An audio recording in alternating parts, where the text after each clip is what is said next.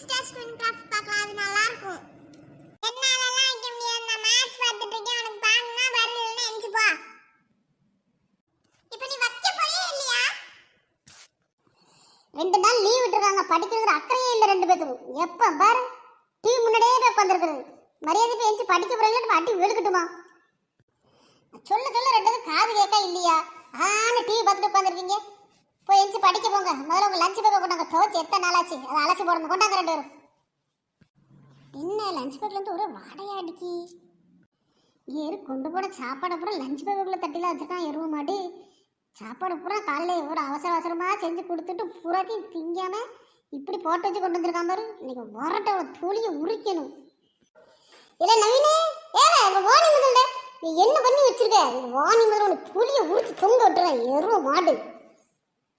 நான் மம்மி ரொம்ப சூடா இருக்க போல. Baby calm down, calm down. என்னது காம் டவுன்? கம்பு டவுனா? சாப்பாடு அவ்வளோ கஷ்டப்பட்டு செஞ்சு கொடுத்து விட்டா அதை சாப்பிடாம லஞ்ச் பேக்கில் போட்டு வச்சு கொண்டு வந்துருக்க நீ. எருவ மாட்டை இரு வாரவனுக்குண்ணா. ஐயோ, கம்பெனி சீக்ரெட் வெளியே தெரிஞ்சு போச்சே. சிக்கனாக்கிடுவாங்க. ஓடுறா தம்பி. டேய் நவீனே, ஓடாத, நின்று. ஓடனா மாட்டி இன்னும் அதிகமாக வெளுத்துருவ மாதிரி. மரியாதை நில்லு. உனக்கு எங்கே போல நீ நைட்டு சாப்பாடு வீட்டு தானே வரணும். வா உனக்கு இருக்கு. டேய் ஏன்டா இப்படி தலை தெறிக்க ஓடி வர? ஏன் போகலவி, மனுஷனோட அவசரம் தெரியாம நீ வேற. இப்போ உள்ள பிள்ளைகளுக்கு மரியாதைனா என்னன்னே தெரிய மாட்டேங்குது. இவளுக்கு மட்டும் எல்லாம் தெரியுமோ? கருங்கலி வந்துட்டா. டேய் நில்லுன்னு சொல்லும்ல. எதுக்குக்கா உங்க மவனை இப்படி விரட்டிக்கிட்டு வாரீங்க?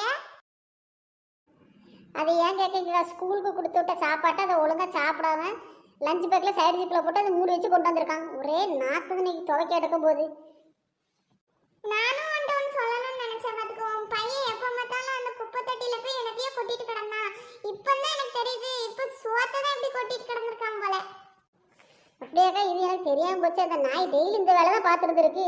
நம்ம கஷ்டப்பட்டு சாப்பாடு செஞ்சு கொடுத்தா என்ன வேலை பார்த்துருக்கான் பாருங்க. நேற்று கொட்டாமல் கொண்டு வந்திருக்கான். அது நான் லஞ்ச் பேக் அப்புறம் ஒரே வாடை. என்னத்தை சொல்ல அந்த பிள்ளைல. இப்போ உள்ள பிள்ளைகளுக்குலாம் சாப்பாடோட அருமை எங்க தெரியுது? ஆமாக்கா, நீங்கள் சொல்கிறது சரிதான். என்ன செய்ய? சரி நான் வாரேன்.